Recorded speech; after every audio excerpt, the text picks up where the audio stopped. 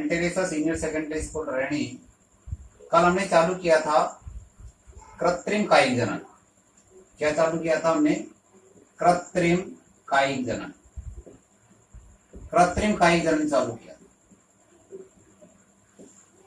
तो कृत्रिम कायिक जनन कौन कौन सी विधि से होता है?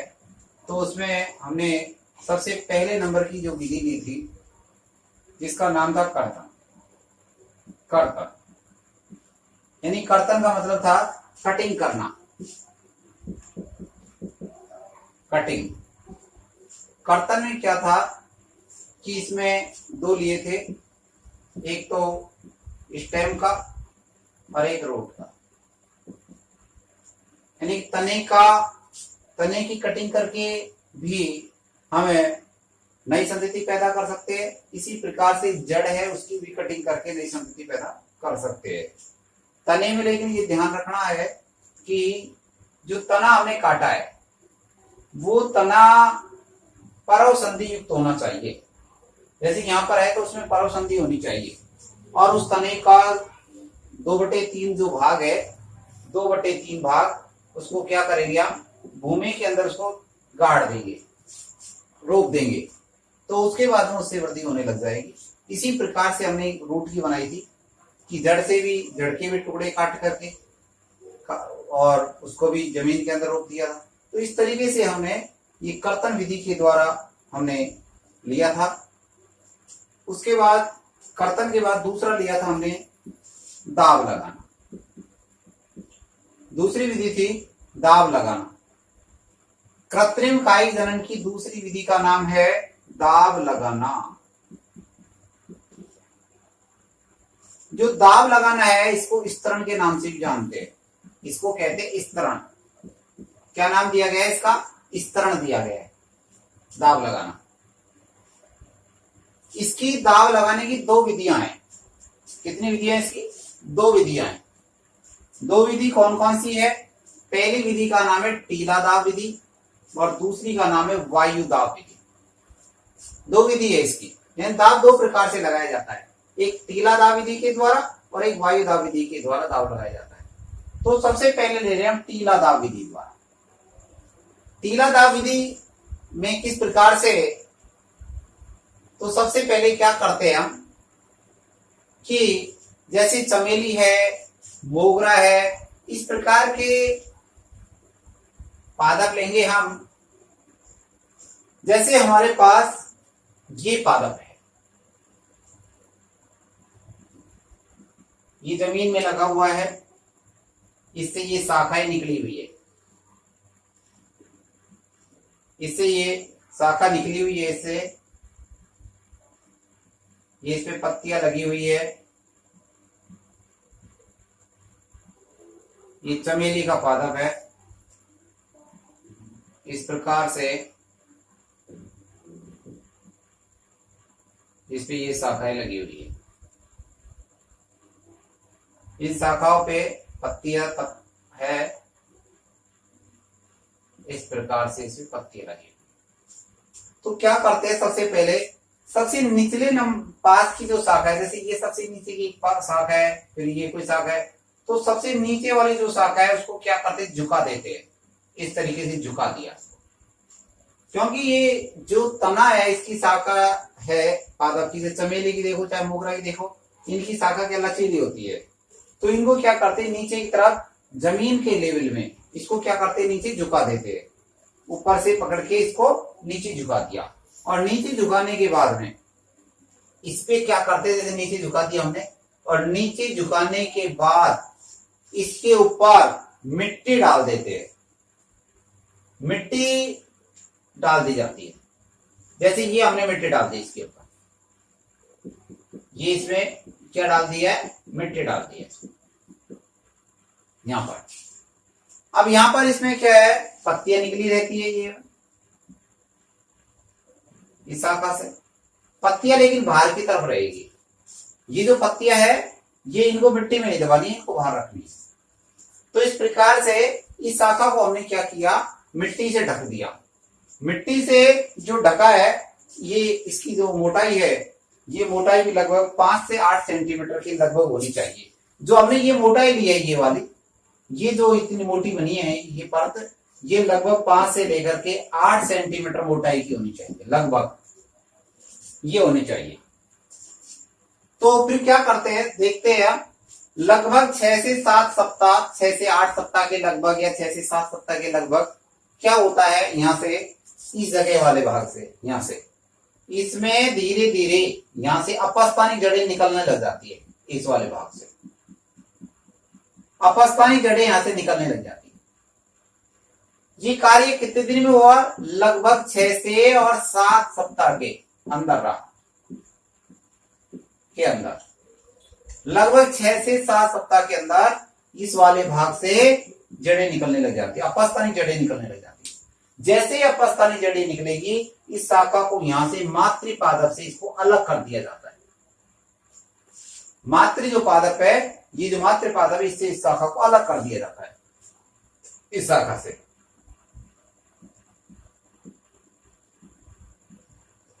तो इसको मातृपादप से क्या कर दिया, अलग कर दिया। जैसे इसको अलग किया है, तो अलग करने के बाद इसको मिट्टी के सहित यहां से हटाते हैं और लेकर के दूसरी जगह इसको प्रतिस्थापित कर दिया जाता है। तो इसी के द्वारा क्या है, नए पादप का निर्माण शुरू हो जाता है। तो इस विधि का नाम है टीलादाव विधि। कौन सी विधि है, टीलादाव विधि। तो इसमें यह लिखा है कि इस विधि में पौधे के तने की निचली शाखा को, सबसे नीचे नीचे की शाखा है, वो निचली शाखा को झुका करके, कैसे, झुका करके जमीन में दबा देते हैं। फिर दबे हुए भाग को मोटी गीली मिट्टी की परत से ढक दिया जाता है। तो इसके ऊपर क्या है कि मिट्टी तो ढकी हमने, लेकिन साथ में हमको इसके ऊपर पानी भी डालना पड़ेगा। पानी डालेंगे तभी तो नमी मिलेगी, और जब नमी मिलेगी जब अंकुरण, जब ही उसमें अपस्तानी जड़ें निकलेगी, क्योंकि सूखे में तो कुछ होगा नहीं। इसके मतलब है पानी तो डालना है, इसमें गीली मिट्टी है। तो मोटी गीली मिट्टी की परत से ढक दिया जाता है इसको। लगभग 6 से 7 सप्ताह के बाद दबे हुए हिस्से से अपस्तानी जड़ें निकलने लगती है। इसके बाद शाखा को मातृपादप से अलग कर दिया जाता है। तो यह भाग है जो नए पादप का निर्माण करता है। यह भाग क्या करता है, नया पादप बनाता है। एग्जाम्पल के लिए चमेली और मोगरा। तो ये चमेली के हमने इसको देखा है कि चमेली के अंदर दाब लगाने की जो विधि हमने पढ़ी है, ये चमेली का पादप है। कौन सा पादप है, ये चमेली का पादप है। चमेली के पादप में हमने दाब लगाने का अध्ययन किया है। तो दाब लगाने की जो पहली विधि है वो टीलादाव विधि, ये पूरी हो गई। अब दूसरी विधि लेते हैं हम। कौन सी विधि, वायुदाव विधि। दाब लगाने की दूसरी विधि है वायुदाव।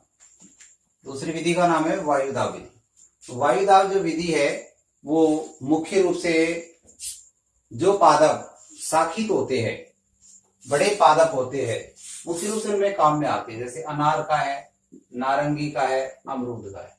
इस प्रकार के जो पादप होते हैं उनमें ये विधि काम में ली जाती है। तो इस विधि में क्या करते हैं, सबसे पहले ये पादप, ये पेड़ है, ये पादप है अपने पास। इस पादप में ये इसका तना है, इसे जड़ें निकली हुई है, जमीन में लगा हुआ है। इस पादप से यहां से शाखाएं निकली हुई है, ये इसमें पत्तियां है, पत्तियां लगी हुई है इस पे। ये वाले भाग पर इसी प्रकार से यहां से, जैसे ये वाला भाग है, इस पे यहां पत्तियां लगी हुई है।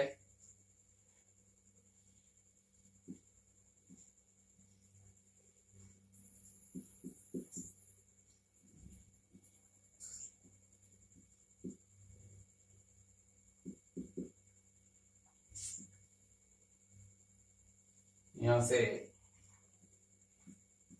ये इस पे पत्तियां शाखाओं पे।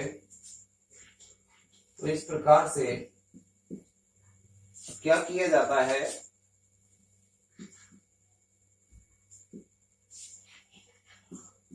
जैसे ये है, ये पादप। इस पादप में सबसे पहले क्या करते हैं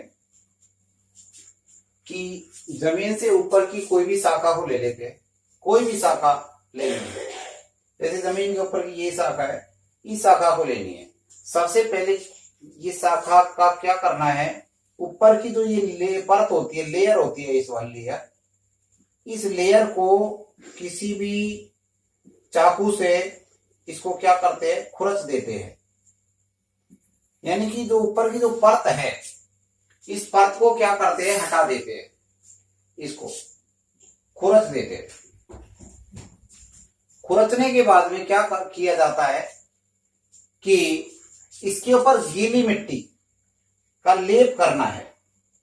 जो भाग हमने खुरचा है, जैसे ये भाग का खुरच दिया हमने, यहां से खुरच दिया इसको, जैसे इसको खुरच दिया है, तो जब से खुरचा है इसके ऊपर, तो इसके ऊपर हमको क्या करना है, गीली मिट्टी का लेप करना है इसके ऊपर।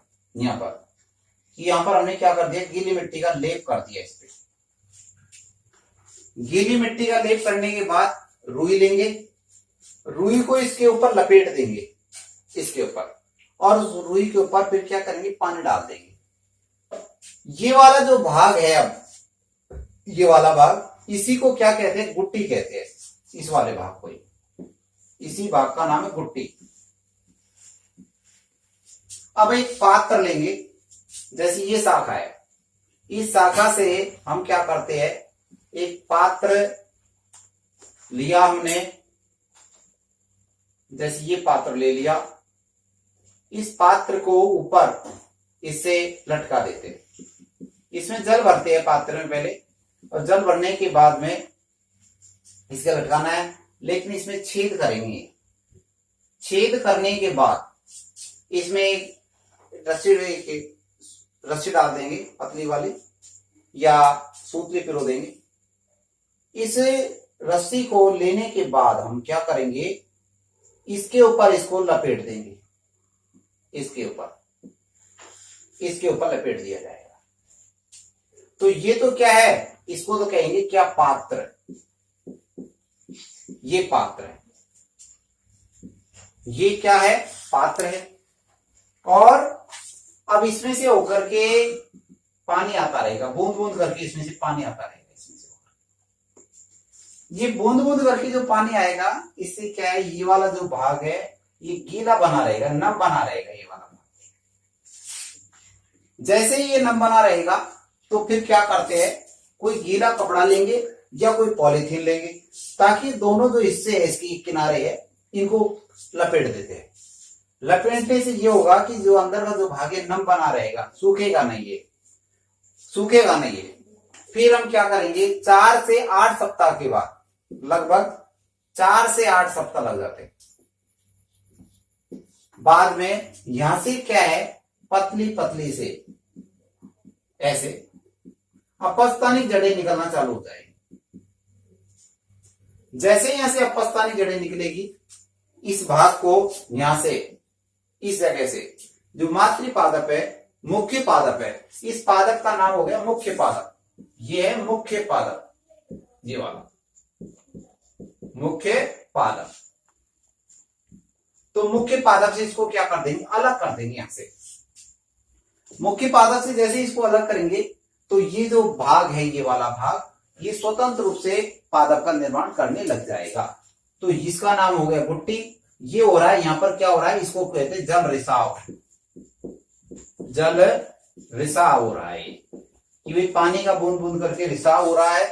और ये क्या है, गीली मिट्टी है, यहां पर गीली मिट्टी है, ये गीली मिट्टी है। तो इसमें हमने क्या लिखा है, जो जैसे हमने इसको समझाया वैसे हमने यहां पर लिख दिया है। अनार, नारंगी, अमरूद आदि पौधों में जमीन से ऊपर की मोटी शाखा की परत को हटा देते हैं। ऊपर की जो शाखा है, इसकी मोटी परत है, इसको हटा देते हैं। अब इसके चारों ओर गीली मिट्टी, गीली रुई लपेट देते हैं। इसके ऊपर जो हमने छाल हटाई है, इसके ऊपर लपेटना है, लपेट देते तथा इसके चारों ओर गीला कपड़ा या पॉलीथीन, या तो गीला कपड़ा या पॉलीथीन लपेट कर दोनों ओर के किनारों को बांध देते हैं। ये वाला किनारा और ये वाला किनारा, दोनों को क्या करते हैं, बांध देते हैं। इस ढके हुए भाग को क्या कहते हैं, गुट्टी कहते हैं। इस भाग को गीला बनाए रखने के लिए एक पात्र द्वारा बूंद बूंद करके पानी दिया जाता है। इस पात्र के द्वारा बूंद बूंद करके क्या कर रहे हैं, पानी दिया जाता है। 4 से 8 सप्ताह के अंदर इस भाग से जड़ें निकल आती है। ये वाला जो भाग है इससे अपस्तानी जड़ें निकल जाती है। इस जड़ युक्त भाग को ही क्या करते हैं, फिर मुख्य जो पौधा है, ये वाला मुख्य पौधा है, इस मुख्य पौधे से इसको क्या करते हैं, काट देते, अलग कर देते हैं। और अलग करने के बाद ये जो पौधा पे इसको जो हमने काटा है इसको मिट्टी में रोप दिया जाता है। यहां से काटा जैसे, और काटने के बाद इसको मिट्टी में रोप दिया जाता है। ये वाला जो भाग है ये स्वतंत्र पादप का निर्माण करने लग जाता है। इस प्रकार से ये हमारी विधि का नाम हुई गुट्टी लगाना या वायुदाब विधि।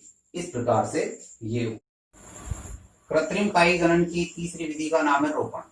क्योंकि इससे पहले हम 2 विधि पढ़ चुके हैं। 2 विधि कौन कौन सी पढ़ी थी? सबसे पहले नंबर की जो विधि हमने ली थी, कटिंग ली थी। दूसरी ली थी हमने दाव लगाना, दाव लगाना। 2 विधि हम पहले पढ़ चुके।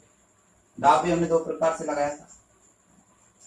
तो अब तीसरी विधि ले रहे हैं इसमें, जिसका नाम है ग्रेफ्टिंग।